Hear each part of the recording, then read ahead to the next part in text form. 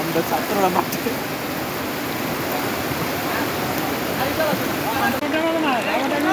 আইতাছে আইতাছে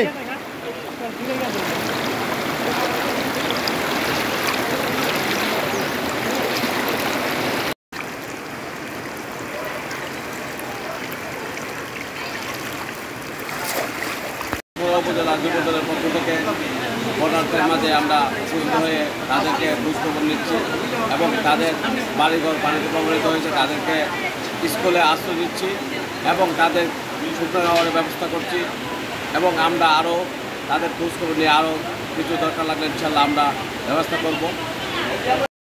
যে বন্যার পানিতে যে আপনাদের বাড়িঘর বন্যার পানিতে প্লাবিত হয়েছে, আপনাদের কি কোনো ক্ষয়ক্ষতি হয়েছে বা এখন বর্তমানে কোথায় আছেন, কীভাবে আছেন?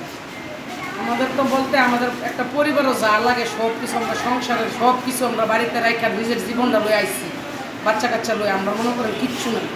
আর না আসার পরে আবদুল্লাহপুর স্কুল আশ্রয় কেন্দ্রের মধ্যে আমরা আশ্রয় নিচ্ছি। আপনাদের ক্ষতি কী ক্ষতি হয়েছে?